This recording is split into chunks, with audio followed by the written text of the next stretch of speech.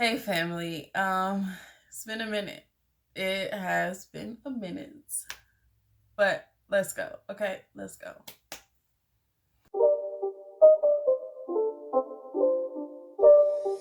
It's not a game, it's a rich thing.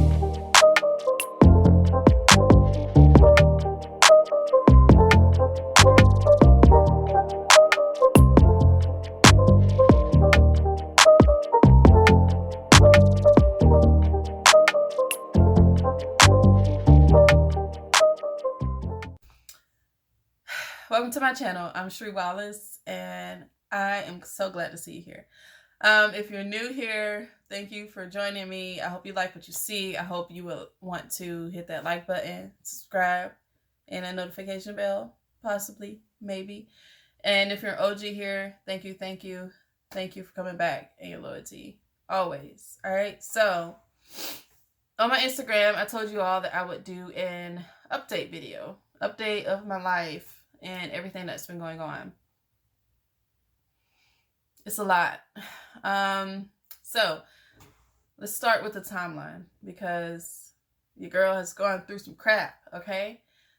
So starting December 30th, I tested positive for COVID.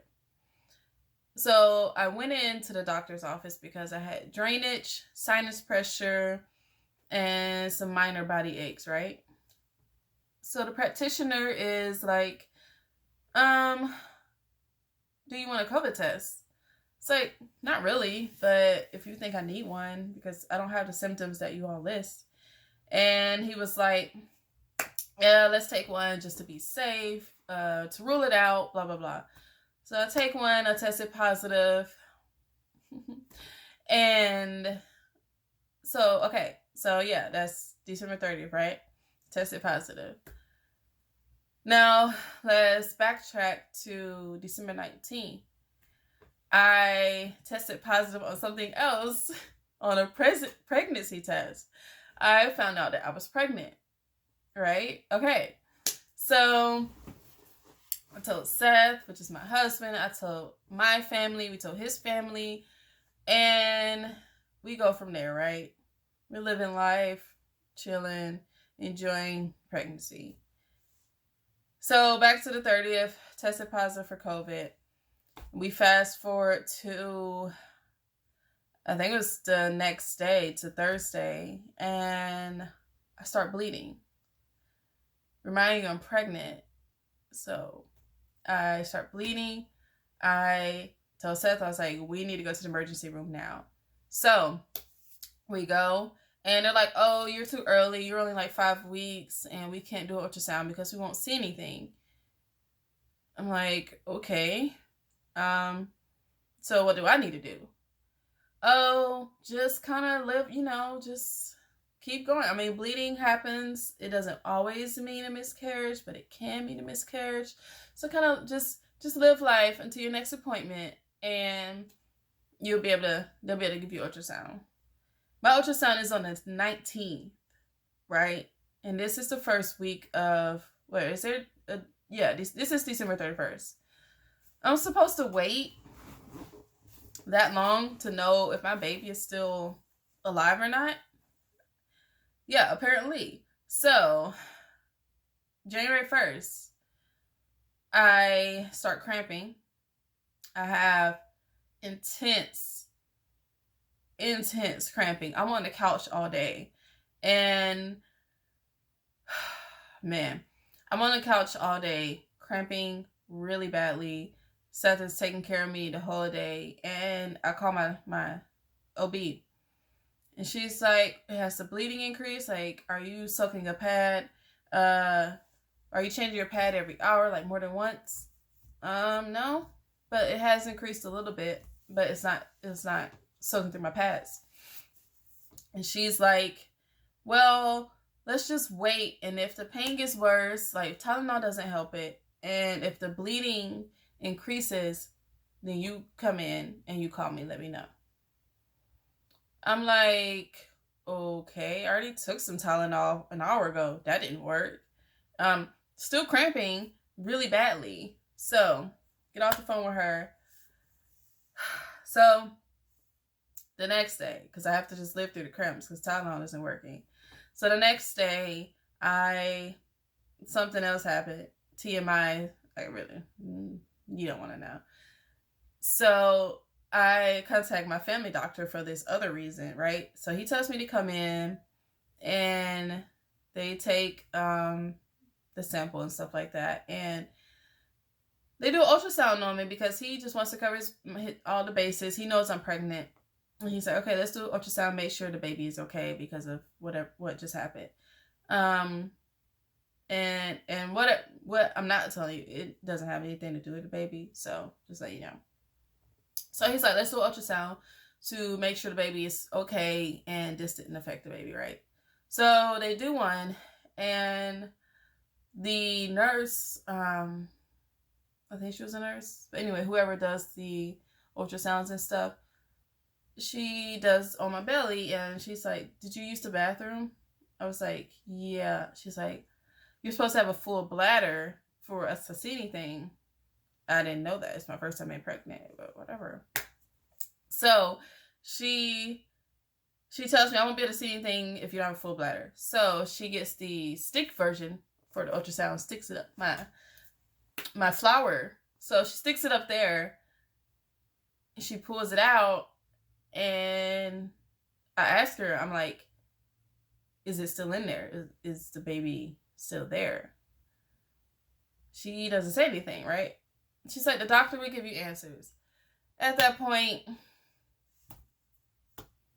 you already know when they don't tell you anything is probably bad. So she's like, the doctor will review with you, the ultrasound. I go in the office, doctor comes in, she says, you had a miscarriage. Yeah. So I tear up a little bit. I asked if my husband can come in because obviously he had to wait in the car because of COVID. They let him come in. They give us a moment, and she comes back. And we go through all of that. I couldn't break down or anything because I had to go do blood tests. I had to get my vitals checked, all of that stuff. So I didn't have time to even process what just happened. We get home, and we're talking about it, just trying to figure out, like, whoa, what just happened? And I feel something moving down, like trying to come out of me. And I go to the bathroom, and like, I don't see anything. I look at my pad because remember I was bleeding. It's like, okay, I don't see anything except blood. I wipe, and there's my baby on the tissue. Yeah, that was the most traumatic thing I've ever experienced in my life.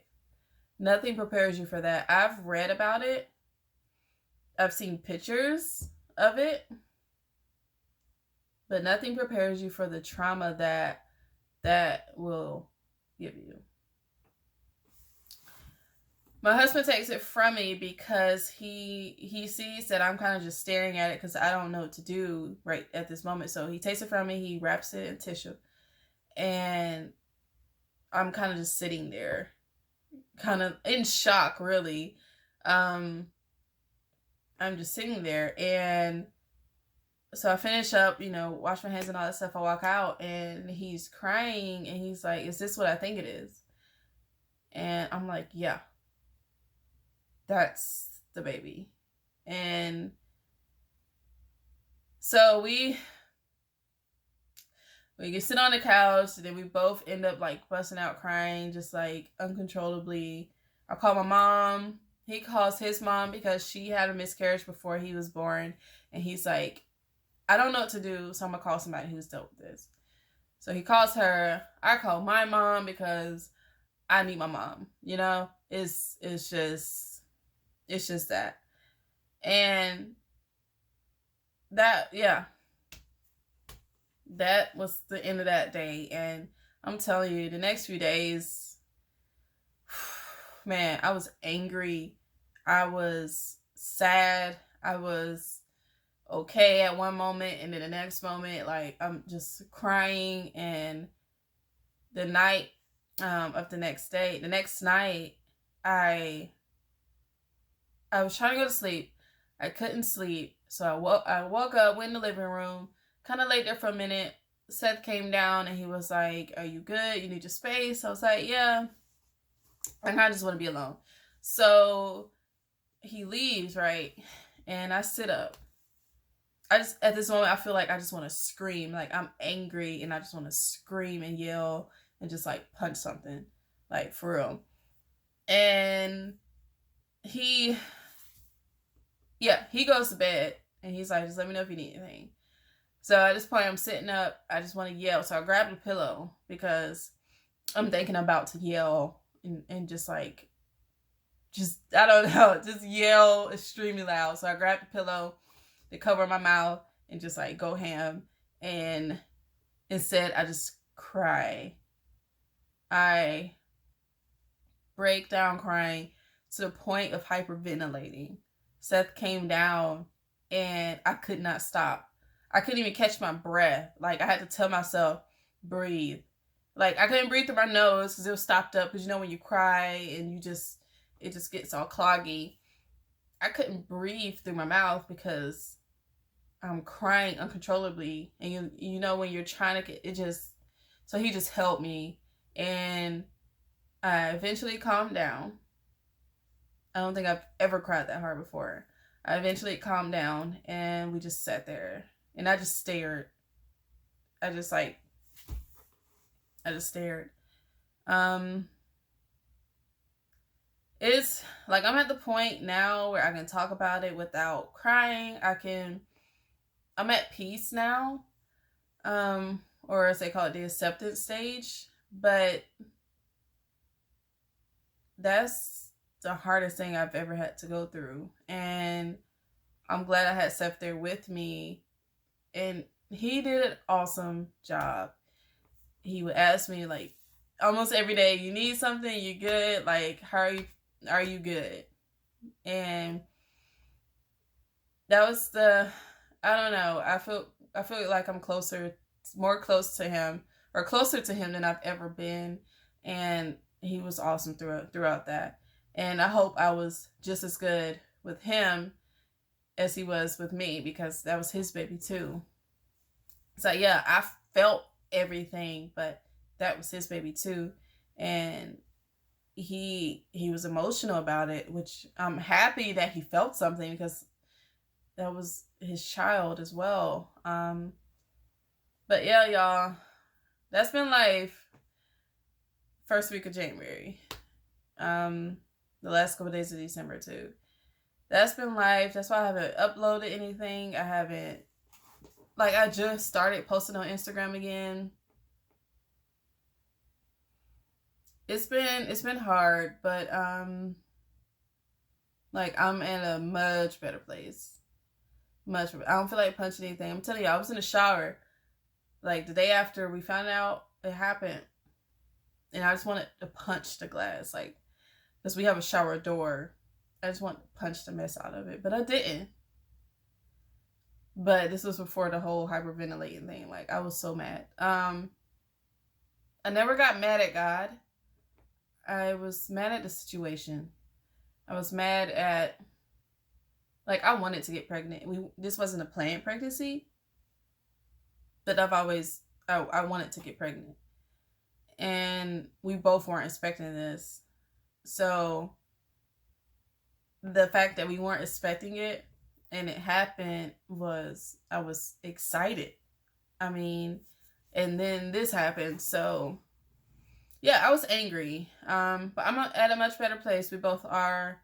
I'm at peace at it now, because with being in quarantine, I didn't have anywhere to go. Nobody expected me to do anything. I was able to feel my feelings, let it process, let it flow, be mad if I want to be mad. And I'm good now. As far as, I'm at peace. I've accepted it. my sister planned like a memorial thing just for me, and my immediate family and Steph's immediate family. It was good. It was a sense of closing that chapter of mourning and opening a new chapter of remembrance and honoring that life.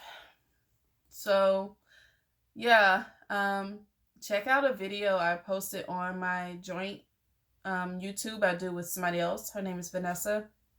We do a joint YouTube page, and on there I talk more about miscarriages and people that have dealt with it as well, just kind of giving like information. So if you dealt with a miscarriage, for one, I am extremely sorry that you had to deal with that, and I'm sorry for your loss. And two, check that video out. I think you'll really enjoy it, and I'll link it down in the description box. And yeah, and subscribe to that page, that page as well. But yeah, that's my life update. Yeah, it's been a lot. My husband went back to work yesterday, so now we're just trying to get back to life, normal life. But yeah, it's our new normal.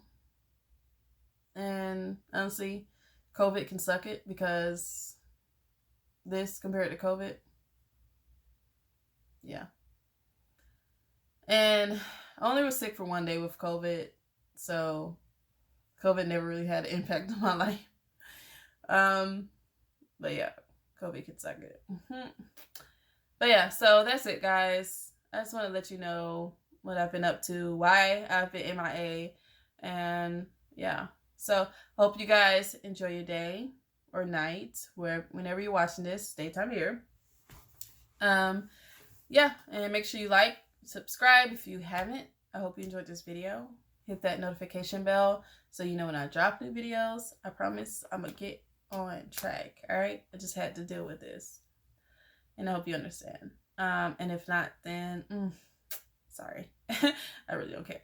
I had to deal with this, and yeah, this was to be put on the back, in the back row. So yeah, like, comment, subscribe. Let me know if you dealt with something like this. And like I said, I'm sorry for your loss. And make sure you share with your friends. All right. I love y'all. Bye.